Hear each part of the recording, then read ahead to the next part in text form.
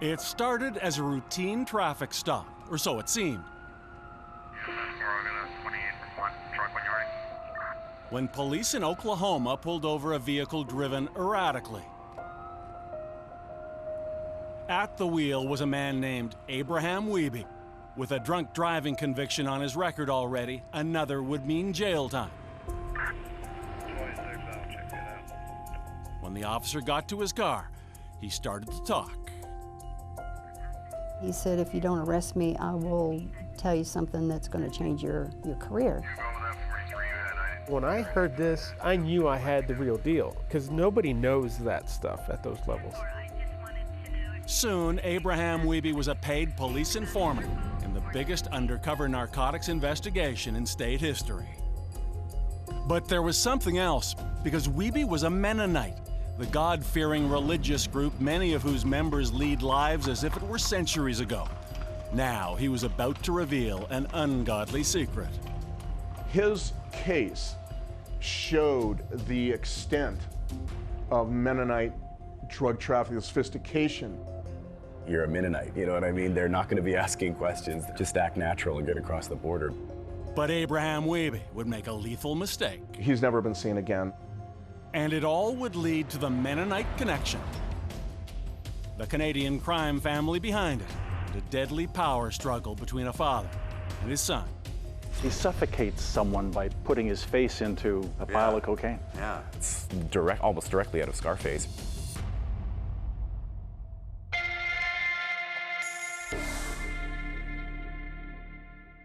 Mennonites. You're kidding, right? The Mennonite mob? No joke. They have a pipeline running all the way from Mexico to Canada. The CBC's new hit drama Pure is art imitating life, though it's likely many who watch have no idea the story of the Mennonite mob is reality, or at least true crime. What kind of father are you that you would do this to your family? But here at the Fifth Estate, it's a story we know well.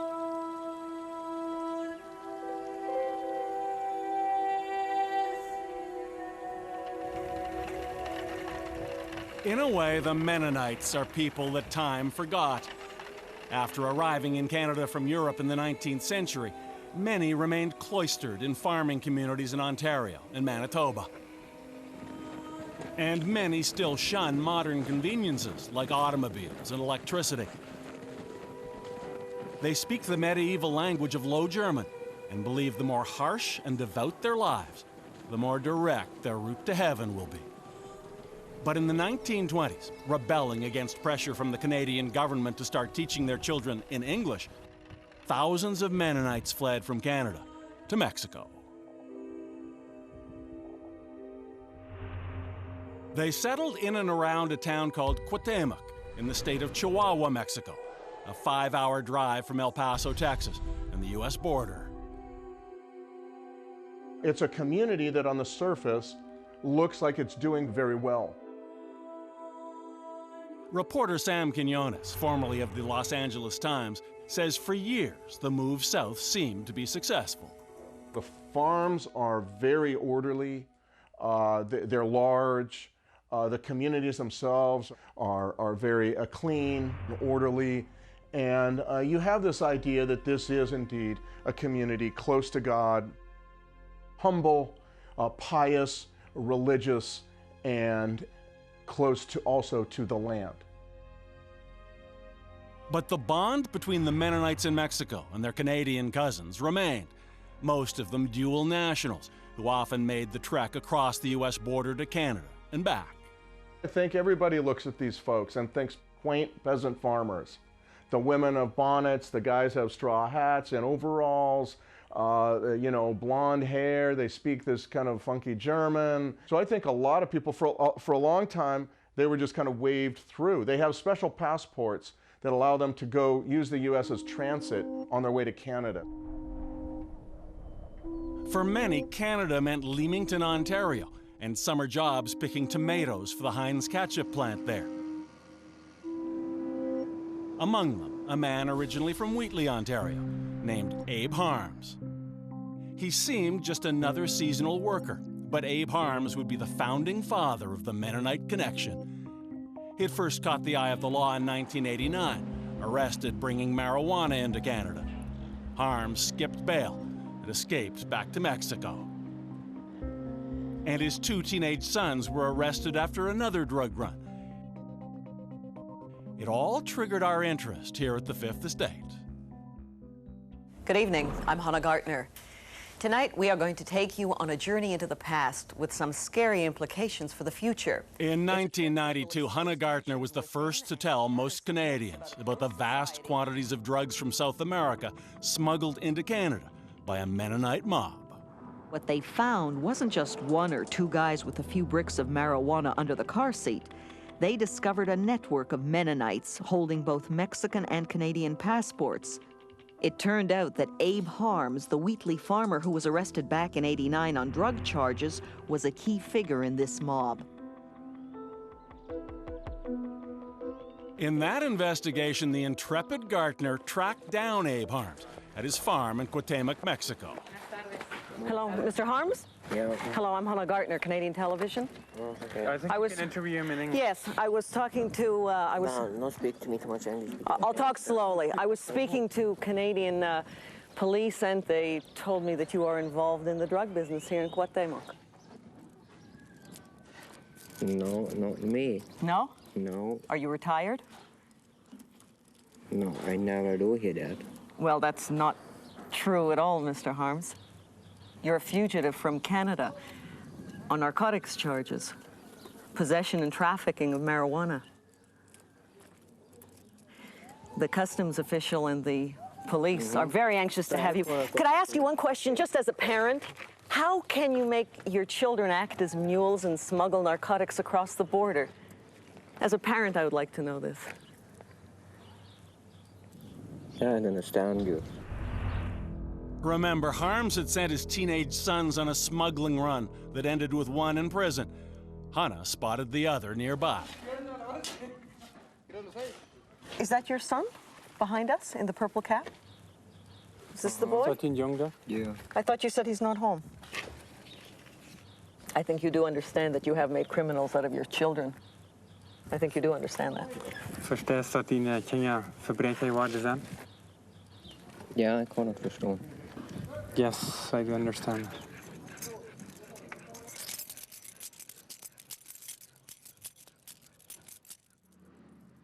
But when Gartner and the Fifth Estate crew went to the Mexican federal prison where Harms' 20-year-old son Enrique was still behind bars, he seemed peeved about his father's role in it all. I would like to know what you're going to tell your father when you get out of here. When I answer that, why Enrique says he'll ask why his father set him up to be arrested. And he still hasn't told you that. Har din pappa dir das alles gesagt? No. As you'll see, it wouldn't be long before Enrique Harms would take over from his father. For years since, in both Canada and the U.S., that Fifth Estate documentary has been used as a tool by police investigating the Mennonite drug cartel and the Harms family. Canadian officers shared it with undercover agent Ryan Cortez, then of the Oklahoma Bureau of Narcotics.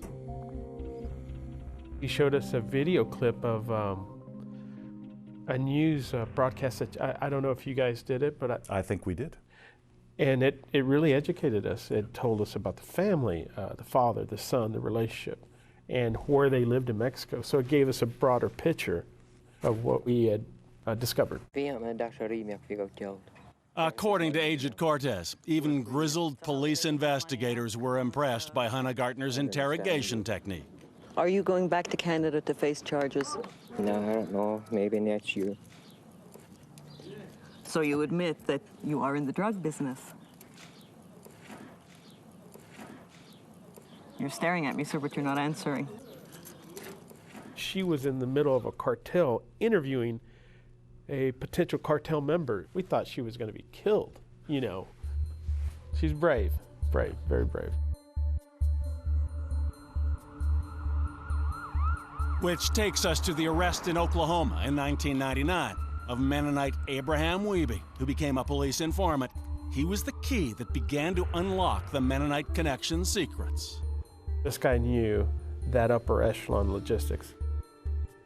Locations, houses, amounts, cars, the way they would hide their dope in vehicles. The resulting investigation would produce almost 100 arrests and would intercept contraband narcotics worth tens of millions of dollars. We're talking, it's a billion-dollar industry.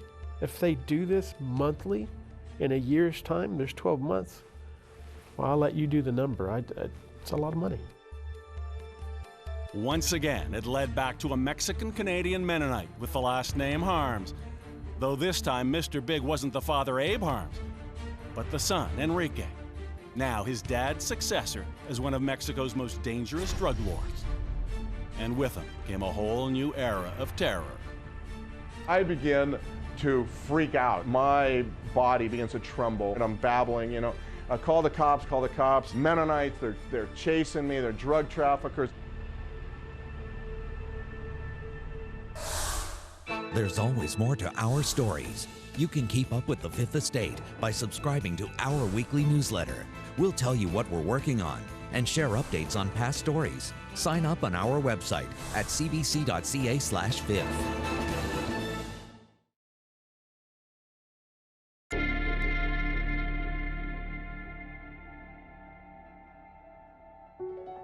The story of the Canadian-Mexican Mennonites is one of contradiction, from the confluence of past and present to the collision of good and evil, notably in the form of father and son drug lords Abe and Enrique Harms.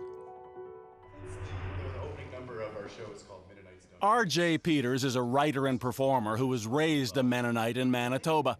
When he first heard about the Mennonite drug connection, he couldn't believe it either. You couldn't, like, sort of that expression, you know, you can't write this stuff, right? It's just like, you look at it, you're like, hey, this story, if I were to write it, people would say, well, that's a little contrived, or maybe that's not believable, but all of it's there, and it's just the real life happenings of the, like, I chose to focus on the figure of Abraham Harms and his sons, Jake and Enrique. We don't listen to music. We don't drink. Didn't want the rubber wheel. Or cars. What would God think? Not only did he write it, he made it a musical, unheard of for a culture that doesn't allow singing or dancing. The show is called Mennonite Mafia, the untold story of Abraham Harms. All this, we don't dance. Peters himself plays Abe Harms as grandfatherly drug lord. New Testament teachings all day. Jesus Christ is our salvation. We showed him our story from 25 years ago. Are you going back to Canada to face charges? No, I don't know. Maybe next year. So you admit that you are in the drug business?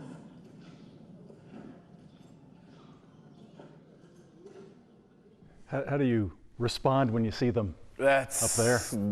It's just really amazing to me. Like, just sort of how you paint a picture in your mind of how you think people are and how you think people are, but he just seems so calculated. The Abraham up there, he just seems so slick and so, I don't know, like much more like a drug kingpin than I imagined him to be. Like, I just sort of humanized him so much in my mind and in my show that I do, and then just to see him like that, I think is very amazing. And to see his son, then only 20. Mm-hmm. Who clearly was, it seems, was angry with his father for a good reason. Yeah, and just sort of that, like, really sort of, he's got a shyness about him and an unsureness about him. You know, they always talk about the lion in the sheep's clothing in this story, right? That these were lions in sheep's clothing. It just kind of seems like he's got something's burning inside of him in that he's very unsettled about. Remember the brooding 20-year-old Enrique Harms, the Fifth Estate interviewed in a Mexican prison in 1992 after he had been sent across the border with marijuana by his father. I would like to know what you're going to tell your father when you get out of here. I want to answer that by the drugs were coming in the truck. He's gonna clear up why they set up the truck with the drugs and sent him and his brother. Yeah, I can't understand. In 1994, his father would die in a suspicious car crash. The job as narcotics kingpin of Mennonite Mexico, assumed by the grown-up Enrique.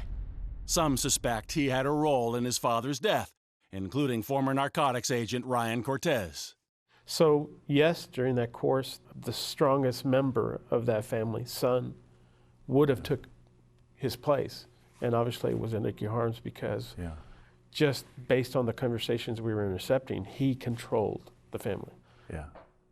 And is it within the realm of possibility or plausibility that he might have orchestrated it?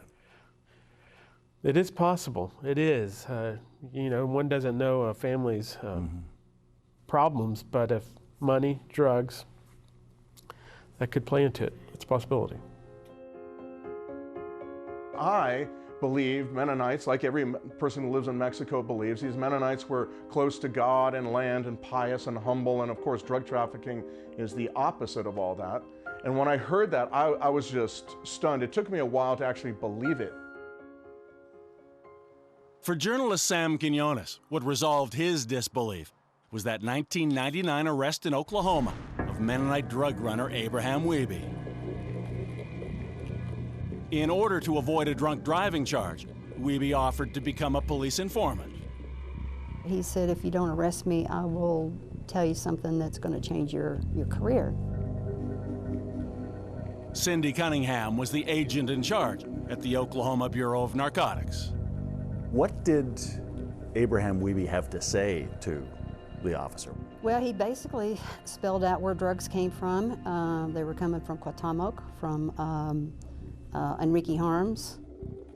When they set up wiretaps on Wiebe's phone, the calls all led back to the same man in Mexico. We would get calls from the line we were up on here in Oklahoma straight to Enrique Harms in Mexico. An informant like Wiebe is essential to target, you know, a group of that scale. When you find somebody like him, and you do find informants quite often, but at his level, to go right in at that level at the top is a rarity, yes. For months to come, a massive investigation would focus on a remote farmhouse in Oklahoma, essentially a straight shot from Harms' headquarters in Mexico. Here, Abraham Wiebe, the informant, coordinated shipments of narcotics onward to Mennonite hubs like southern Ontario and Manitoba, with stops in various U.S. states along the way. Doesn't that attract attention when you've got an 18-wheeler pulling up to this modest farmhouse? Well, we're talking a rural area, so a tractor trailer pulling up to one of those houses does not stand out. Yeah, who's going to see? Who's going to see? So this is the area that they would stop and pick up the orders. Various parts of the parking lot.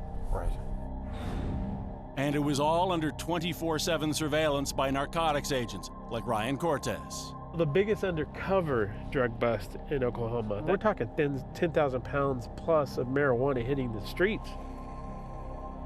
In the end, it would take 90 dealers and several tons of drugs off the street and establish the origin of the Mennonite Narcotics Connection. But as with Abe Harms a generation earlier, the long arm of American law hasn't been long enough to reach the man behind it all in Mexico, Abe's son, Enrique. The father's marijuana was smuggled in furniture and wheels of cheese. Now the son's drugs are in 18-wheelers, hidden among the thousands of other transport trucks crossing the Mexico-U.S. border daily. And the money at stake is exponentially greater, potentially in the billions, for an expanded roster of narcotics including pot, cocaine, methamphetamines, and heroin. That explains why the informant Abraham Wiebe was seen as such a threat to Enrique Harms. After blowing the whistle, police warned him not to return to Mexico, but then he disappeared. It's likely even Wiebe had no idea how dangerous the man he worked for was. Any doubt in your mind that he was looking for him? Oh, yeah, yeah. And that he would kill him if he could? Yes, yes. Kill anybody involved that informed on his organization. We heard from other informants that he was tortured over a period of 3 days and murdered and thrown into a lake or a pond in Mexico.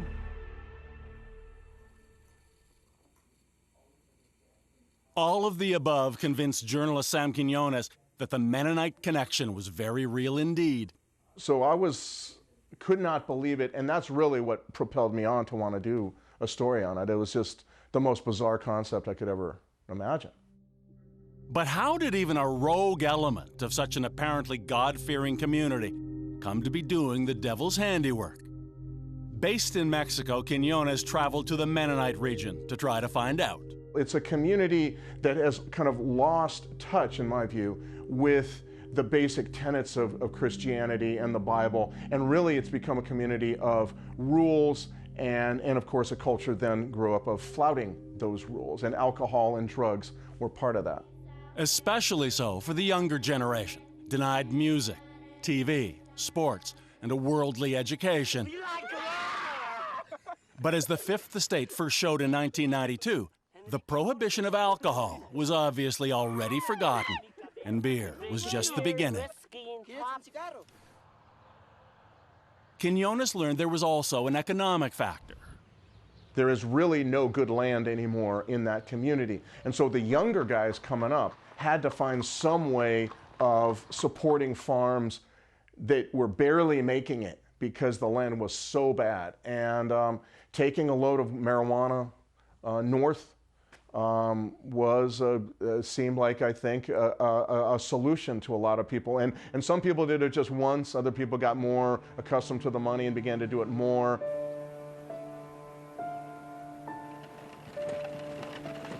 Sam Quiñones says many Mennonites, especially the older and more faithful, have returned to Manitoba and Ontario to escape the drug culture in Mexico and the man behind it, Enrique Harms. Quiñones himself would encounter Harms when he went to write about the Mennonite drug culture. I was actually about to leave Mexico anyway, but I went down there to do the story about the narco-Mennonite phenomenon. The day he arrived, he dropped into a local restaurant. I was asking questions about the narco side of things, and I stopped in and asked a restaurant owner the wrong questions, basically. What Sam Quiñones didn't know was that the restaurant's owner happened to be none other than the cousin of the drug lord. Still not knowing he dropped by on his way out of town too. The cousin was there again. And this guy comes and sits down in front of me and says, "What are you doing here still?" And he says, "I've been asking around, and I think the people that you're interested in have left town, and so why don't you leave too?" Back in his car, Quiñones headed for the airport, closely followed by vehicles with tinted windows and without license plates. One of them, quite likely, carrying Enrique Harms himself. And so now I realize there's something serious going on here, for sure. No doubt about it. And I've still got about 60 miles to go to get to the airport. You know, it was absurd, but terrifying at the same time. So I get back on the main highway, go to a telephone, call a couple of people. I'm leaving. I'm destroying my phone, my notebook. They're following me, and I'm babbling, you know. Call the cops, call the cops. Mennonites, they're chasing me, they're drug traffickers.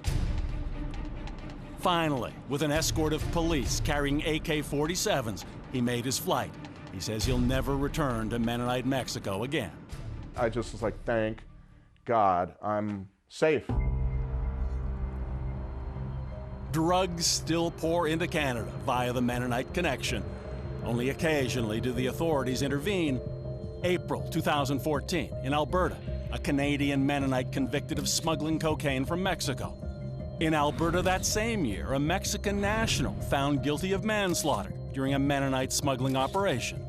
In 2016, 12 individuals arrested in a major cocaine operation in Ontario, 8 of them Mexican Mennonites. As for Enrique Harms, he's now reputed to be in business with the violent drug cartel led by the notorious El Chapo, who reportedly controls access to the U.S.-Mexico border, even from his American prison cell. Harms himself is under indictment in 3 U.S. states, but he remains out of reach in Cuauhtémoc, Mexico.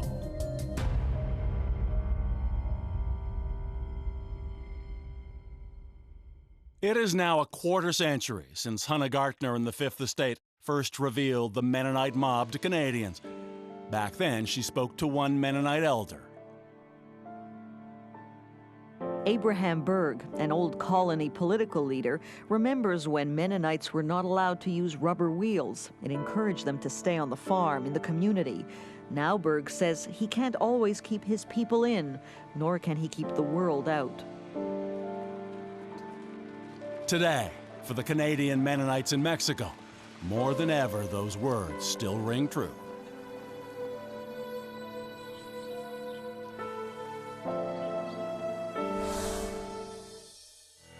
Coming up, the story of 3 Canadian men caught in a CSIS dragnet. It began with surveillance at home and led to brutal interrogations in a Syrian jail. Physically was very powerful, you know, it just shattered my humanity with it. I just felt very humiliated with it. Secret government documents reveal what happened next.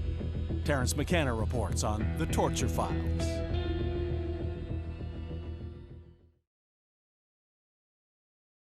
The following program contains scenes which may be disturbing to some viewers. Welcome back. I'm Terrence McKenna. A trial was set to begin soon in Toronto that would lay bare one of the darkest chapters in the history of Canada's police and intelligence agencies. 3 Muslim Canadians who were imprisoned and tortured in Syria filed a lawsuit against the federal government. As we reported last fall, 18,000 pages of official documents obtained by the Fifth Estate detail the complicity of CSIS and the RCMP in targeting the men.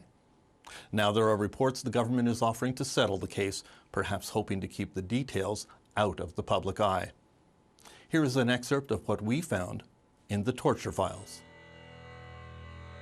A Canadian judicial inquiry found Ahmed El-Mati, Muyed Nuruddin, and Abdullah Al-Malki entirely blameless for what happened to them, but they have had to fight a 15-year battle for justice and compensation.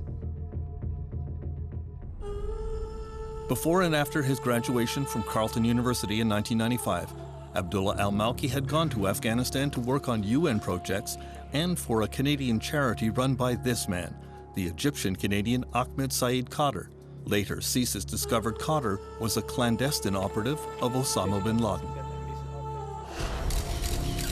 Because of that association, after he returned to Canada, Al-Malki was on CSIS's radar.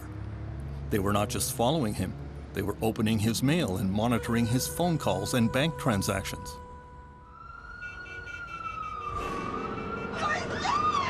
Then came the 9/11 attacks on the United States, and that changed everything.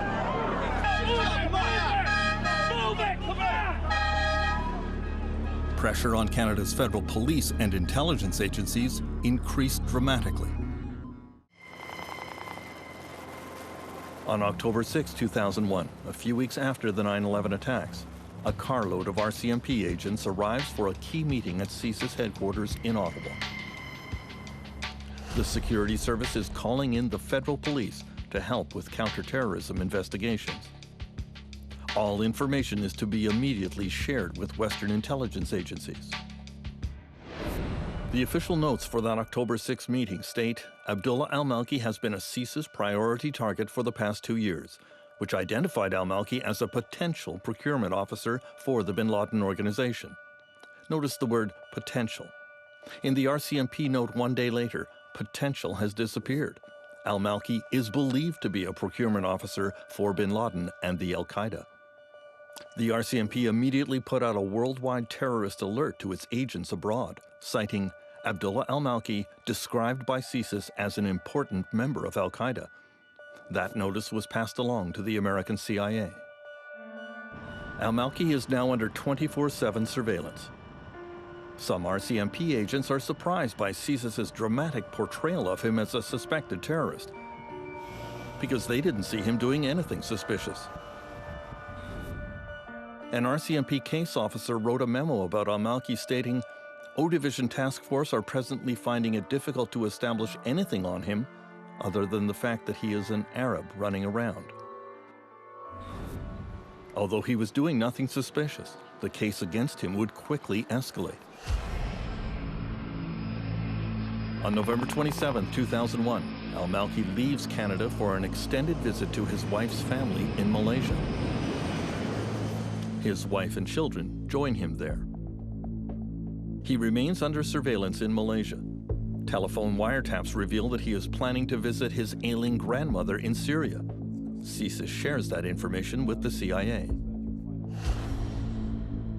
A confidential RCMP report on al-Malki from March 28, 2002 notes, "We have also been advised that this individual has been placed on a watch list which will cause him to be detained and interviewed. The die is cast for al-Malki."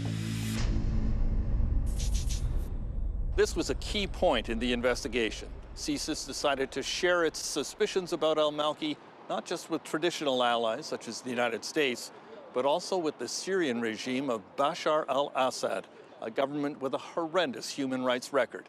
Canadian agents would now be working hand in glove with Syrian military intelligence. May 4th, 2002. Abdullah al-Malki lands in Syria having no idea of the information about him being sent around the world by CSIS and the RCMP. He is met at the airport by several policemen who say he has to come downtown to answer a few questions. He is taken to the Far Palestine prison in central Damascus, where he encounters his first interrogator. He asked me the question, do you want the good treatment or the other one? This reenactment of what happened in the prison is based on eyewitness accounts and reports from human rights groups and the U.S. State Department. So that's when I got the first slap. Physically was very powerful. They took my dignity away with it, you know, just shattered my humanity with it. I just felt very humiliated with it. Things got very fast after that.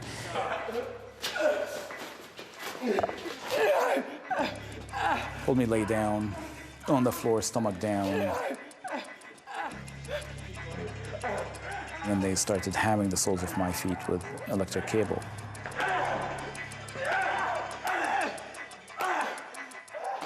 They started asking questions about what was my relationship with Al-Qaeda. I answered them with the best I knew. But nothing worked. Remember that the Syrians had been told by the RCMP that al-Malki was a senior al-Qaeda figure, so they wanted him to confess to being the right-hand man of Osama bin Laden. Al-Malki pointed out that everyone knew that the Egyptian Ayman al-Zawahiri was bin Laden's right-hand man, so the torturers had him confess to being bin Laden's left-hand man. I confessed falsely after all these hours of torture that I was his left-hand man. At that point, if they told me that if I was a duck, I would have said yes, you know, whatever they wanted. On his third day of captivity in Syria, Abdullah al-Malki was forced to squeeze himself into a car tire. My head went into it so that the inner rim of the tire was against my neck. So I'm flipped in half, totally restrained.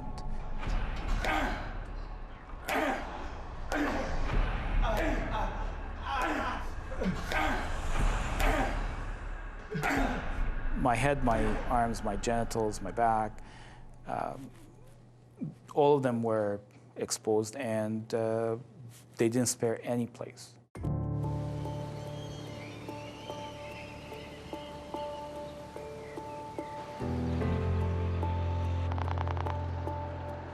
September 10th, 2002. Al-Malki had now been in Syrian custody for over 4 months. What was the Canadian government doing about it? There was an interagency meeting at the Department of Foreign Affairs in Ottawa.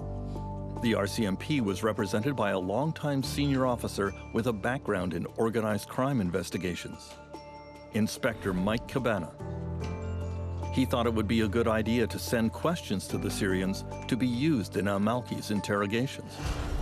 This RCMP note, marked secret, says Inspector Cabana believes it would be prudent at this time to begin the planning for a potential interview of al-Malki by Syrian officials based on questions derived from the RCMP Project AO investigation.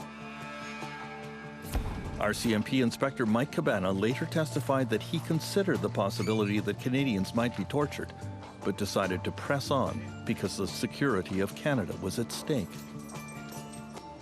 As appalling as it may sound to you, part of our duties in Canada in trying to protect Canadian public means that from time to time, we have to deal with countries that don't necessarily have the same record as we do, and don't necessarily treat their prisoners the same way as we do.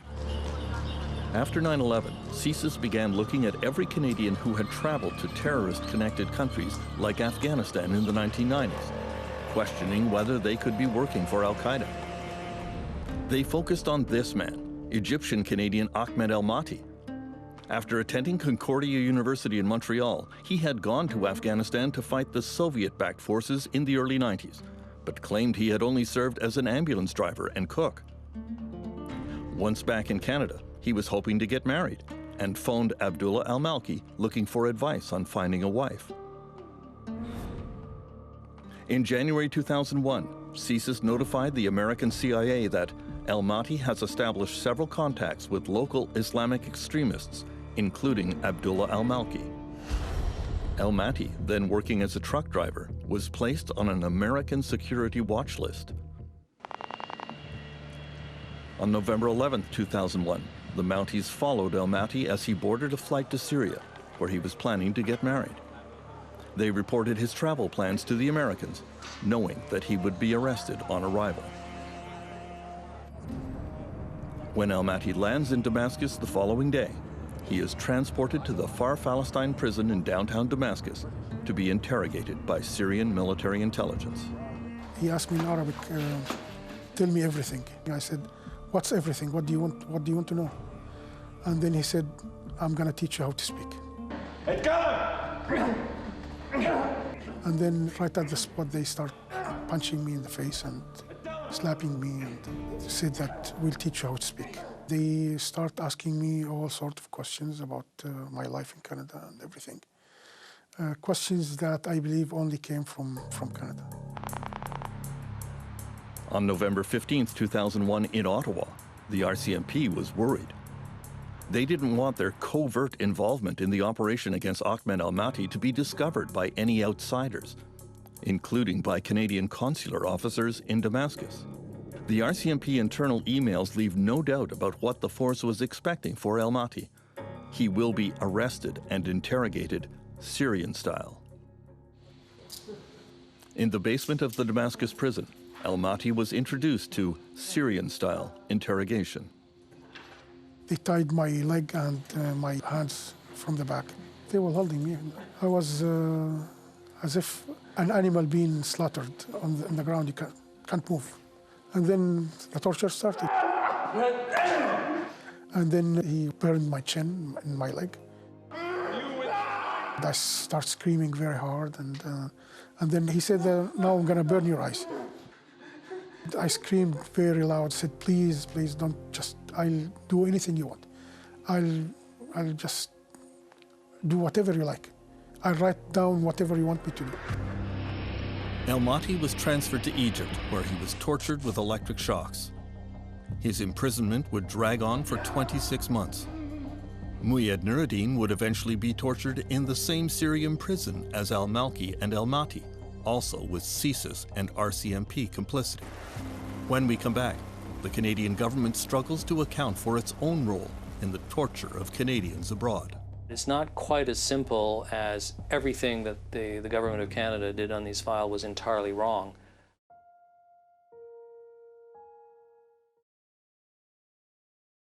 The following program contains scenes which may be disturbing to some viewers. The secret documents obtained by the Fifth Estate show Canada's Foreign Affairs Department knew Canadian citizens were being tortured in foreign prisons. At Cairo's Tora prison in August 2002, Ahmed El-Mati was visited by consular officials from the Canadian embassy. In this report of the visit, the officials noted that subject appeared to be in good physical condition and in good spirits, was calm and spoke in a rational manner, but then said, during his 2.5 months of detention in Syria, subject advises that he was beaten, feet, legs, and tortured, electric shock, and forced to give false information. Former CSIS intelligence officer Phil Gursky, who worked on the file, now has regrets about how the El-Mati case was handled. Even after El-Mati told DFAINT that he was being tortured in Syria, and that was reported to CSIS and the RCMP, and yet they kept going. The information sharing, sending questions was thought okay. Well, it wasn't okay. I think once there was a certainty, or a relative certainty, that a Canadian was being mistreated, I think at that point the cooperation should have stopped. Absolutely. Many police and intelligence agents still believe the Canadian suspects are guilty. Others partially blame the victims for what happened to them. Longtime CSIS director Richard Fadden. I don't mean to suggest that the file unfolded as it should, because it did not. But it's not quite as simple as everything that the Government of Canada did on these files was entirely wrong. They did some wrong as well. In fact, 2 federal commissions of inquiry found that the tortured Canadians were entirely blameless, that it was the Canadian government that was responsible for their foreign detention and mistreatment. In 2010, however, the Harper government gave CSIS a ministerial directive allowing the service to use evidence obtained by torture if there was a perceived urgent threat to Canadian lives or property. According to the Department of Public Safety, under the new Trudeau government, that ministerial directive on evidence obtained by torture remains in effect. If I received information as the director of CSIS which suggested that Canadian lives were at risk, and it was credible, and we did everything we could to check it out, and there was the possibility that it was obtained by torture, I would disseminate the information if I thought it would save Canadian lives. The human rights organizations, of course, would say, if you create a market for tortured evidence, the torturers will continue to torture. I suspect there's some truth to that, but I would invite them to sit in my chair when I was director of CSIS and sort of start thinking about, you know, a bomb going off in Quebec City or Red River or Saskatchewan or somewhere else, and are sitting on the information because it may have been derived by torture and not doing anything about it.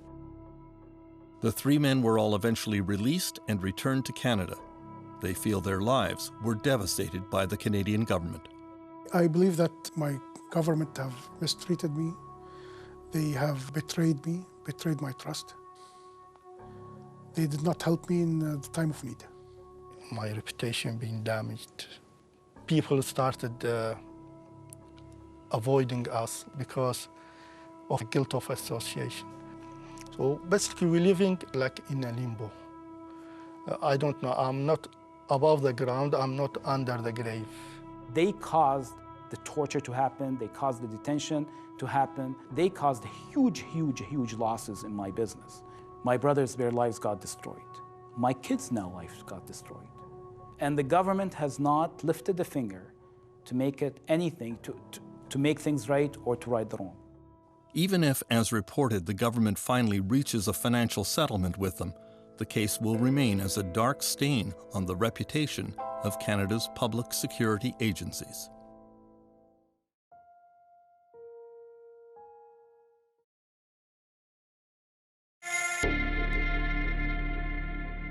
You can always find something special on our YouTube channel. If you want to find out more about the Mennonite Connection, this week we take you behind the scenes. As you saw earlier on our show, back in 1992, former Fifth Estate host Hannah Gartner chased down drug lord Abraham Harms in the Mexican town of Cuauhtemoc.